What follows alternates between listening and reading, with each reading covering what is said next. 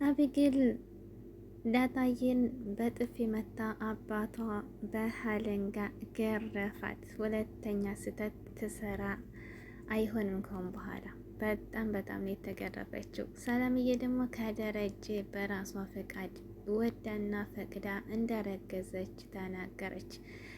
እንግዲህ እንጉድ ማርታ ስትሰማ ምን ሊበቃት ይሆን? አሰላሙ አለይኩም ወራህመቱላሂ ወበረካቱ። ውድና የተከበራችሁ እንደ ቤተሰቦች እንዴት ናችሁ? ከኔ ጋር ሰላም አልሐምዱሊላህ። በያላችሁ በሰላማችሁ ዝግ ይበል።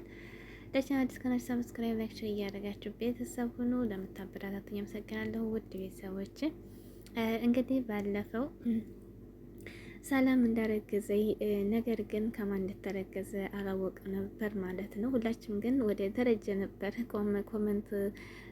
ኮመንታተሮችም እንግዲህ ወደ ደረጀ ነበር እየቀሰሩት እና ከደረጀ እንደሆነ ነበር የገመት ነው። ግን የገመት ነው ደግሞ አልቀረም ማለት ነው። እንግዲህ የውሃ እናት ማርታ ወይም የደረጃ ሚስት ስትጠይቃት የማወራው ልጅ ነበር እና እናንተ በሌላችሁበት አንድ ቀን መጥቶ ያሳሳቴ ብላ ነበር የሸወደቻት ማለት ነው። እና ይቅርታ አድርግልኝ ብላት ነበር።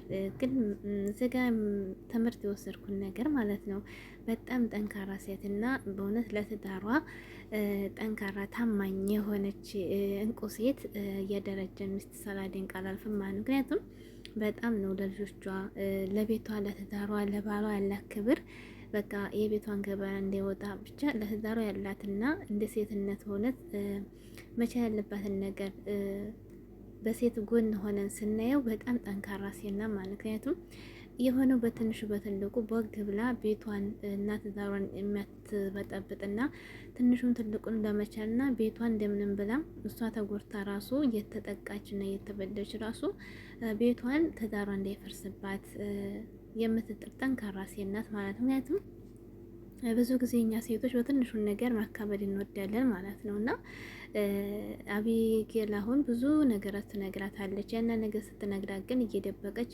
ባሏ ደረጃ እንዳይሰማባት፣ ቤቷ እንዳይበጠበጥ ማለት በትንሽ ነገር ተበጥብጦ ቤቷ ነገር ልጆቿ ምን ላይ እንደሚወርቁ፣ ትዳሯ እንደሚፈርስ፣ ከዛ በኋላ የሚመጣባት ችግር ሁሉ ነው የምታስበው ማለት ነው። እና በጣም ጠንካራ ሴት ናት ማለት ነው። እና እንግዲህ ሰላም በነገረቻት ጊዜ በጣም ሰላም እያበረታቻት ነበር። ችግር የለውም እዙ ትወልጃለሽ፣ እዙ አረስሻለሁ፣ እዙ ተሳድጊያለሽ፣ የትም አትሄጂም ምናምን ያች በጣም ተስፋ ነበር የሰጠቻት ያለችው ማለት ነው። እና ያው ደግሞ ወንድ ነው እና ይሳሳታልና ከደረጀ ነው ብላ እሷም የሁለት ዳሯ ነገር በጣም ስለሚያሳስባት የልጆቿ ነገር ተጨንቃ ነበር። ነገር ግን እንደዚህ ከውጭ ነው ምናምን ስትላት ደግሞ በጣም ነበር የተደሰተችው። በዛ ደስታዋ ደግሞ ሰላም በጣም ደግሞ እንደምታግዛት እዙ ቤት ውስጥ ሆነች እንደምታሳድግ ልጅሽን እያል ስታበረታት ነበር ማለት ነው። ደግሞ ማገዝ ባለባት መልኩና ሌላ አማርኛ ቃል ምንም ነገር አልተናገረችም እና መጥፎ ቃል ምንም ነገር እና በጣም ብልህና ጠንካራ ሴት ናት ማለት ነው። እና ደግሞ ሰላም እንግዲህ ደረጃን ስታወራው ልጁን እንጠይቀው ባልተቤትሽ ምናምን እያለ ነበርና አይቻልም ምናምን ነገር ዋኒ ፈቅጄ ወድጄ ነው ያረገዝኩት ነበር እንግዲህ ያለችው ማለት ነው። ባለፈው እኔ ራሱ እንደዚህ ስትለው ግራ ገባኝ። ምክንያቱም እሷና እሱ ያው እንደዚህ የሚነቃባቸው ነገር የለም ግን እንዴት ነው ብዬ ራሱ ግራ ገብቶ ነበር። ግን አሁን ሳክሮ በመጣበት ሰዓት እንግዲህ ራሷ ፈቅዳ ልጅ ያስፈልገኛል ብላ ራሷ ፈቅዳን ይሄን ነገር ያደረገችው ዛሬ ስትገልጽ ሰላም ማለት ነው። እና ብቻ እንግዲህ ከባድ ነው። እንግዲህ አቢጌል ያው ነገር ማራራጥ ነው ከወዲህ ነገር ነው። እንግዲህ ባለፈው ራሱ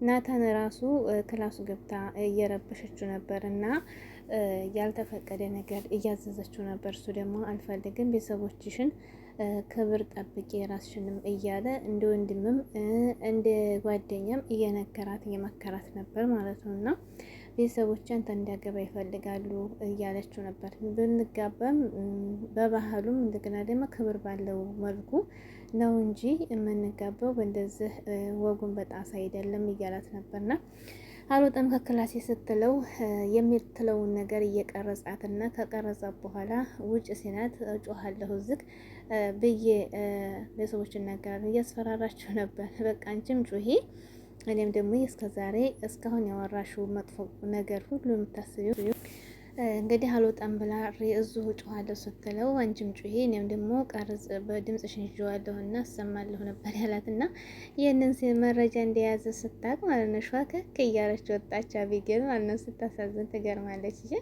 ሸዋክ እያለች ወጣች ማለት ነው። በፊት እኮ በጣም እያናደደችው ነበር በቃ እና እንደ ትእዛዝ እያዘዘችው ነበር፣ ግን መረጃ ሲያይዝባት ሸዋክ ብላ ወጣች ማለት ነው።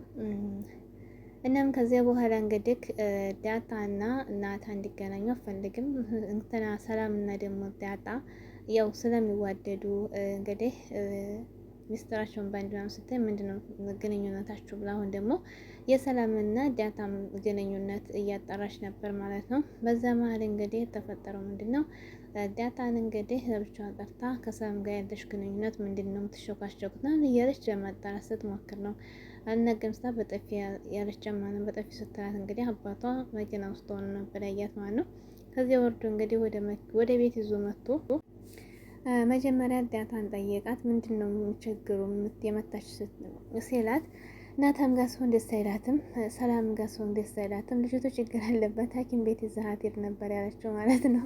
ከዚያም በኋላ እንግዲህ እናቷ ጋር ደውላ እንደሚመታትና እንደሚቆጣ ታውቃለች ማለት ነው። ብዙ ጊዜ አባቷን ቢሆን ትዕግስተኛ ነው፣ ብዙ ጊዜ መክሯታል እና እናቷን ቶሎ ነበር ያለቻት።